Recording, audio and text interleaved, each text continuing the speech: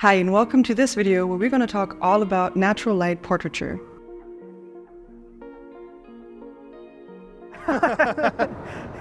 I've been shooting portraits for many years, and today I'm going to talk about all the little tips and tricks that I learned over the years from doing natural light portraiture. First, let's talk about what we actually mean by natural light photography. It means the photographer doesn't use any artificial light and only uses ambient sunlight in a studio or outdoors.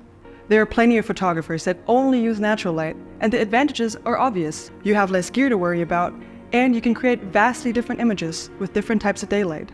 This style of photography is popular because it's simple and it's authentic and it captures people candidly. So how do you get started with natural light portraiture? It's important to first understand the different types of light throughout the day. You can shoot in bright daylight, golden hour, blue hour. You have to schedule your shoots accordingly. Consider the different types of lighting and what they do to the mood and the colors in your image. It's also important to understand the direction of where the light is coming from, because instead of moving a light source, you're moving your subject in relation to yourself. I mean, you can try to move the sun, but it does seem a little bit ambitious. Generally, there are three different types of lighting. The first one is direct sunlight. This is when there's a direct light hitting your subject. You can create some really cool portraits, but it can be a little tough to work with because it might blind your subject. So what I try to do is I'll have my model look directly in the sun to avoid that nose shadow, and then I'll have them close their eyes until I count to 3. That way they don't get blinded and I get a good picture. 1, 2, 3. Perfect. You might get this type of lighting indoors if you're shooting in a studio with really large windows, but usually this happens outdoors. It can be really helpful to find a darker or shadier background to create some depth between the subject and your background. The next type of light is diffused light. This is when it's quite bright, but maybe it's overcast or you're shooting indoors, and it can be really nice because the light gets evenly distributed. If you're shooting outdoors and it's the middle of the day and it is very bright outside, try to find a shaded spot. That way your model is protected from the sun and more comfortable, and you get that really nice, even glow. This is the same effect that you get when you're shooting on a bright day in a studio. And I personally love this because I think it makes people look really good, it'll make skin look good, makes hair look good, people feel comfortable, and it's usually not too distracting. The third type of lighting is backlight, and it's everybody's favorite. It's when the light is coming from behind the model. So you position your model between you and the sun. This usually happens around golden hour, blue hour, just whenever the sun is low in the horizon. This lighting can create a really dreamy look, and it usually makes people look great. And the best thing about it is that you're not too stiff, so you can move around, your model can move around, and you can get all of these different types of shots depending where the light is coming from behind your model. You usually walk around from those shoots with having a bunch of different images, just based on where the light is. So how can you level up your natural light portraits?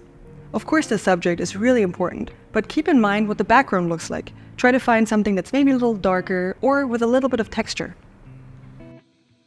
If you're shooting on an overcast day, it might be best to keep the sky out of the image because it can be really tough to expose it properly. Pay attention to how the light on your model interacts with the light on your background. You can also use accessories. Just because you're shooting with just natural light doesn't mean that you can't use anything to bounce that light around. Have you ever used a reflector? It can be really nice to bounce that light around and make your subject look really great.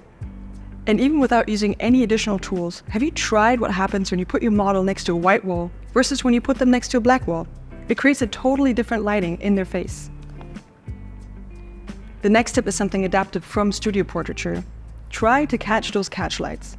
Catch lights are those little reflections in the eyes of your model, and it creates such a nice little twinkle in their eyes. It creates depth and it makes you really focus on their eyes.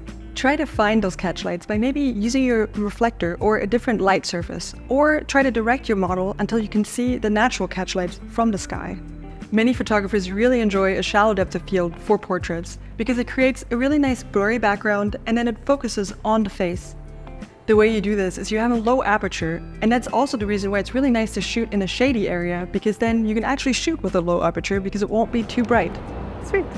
But the most important rules for portraiture is be creative, think outside the box, break the rules.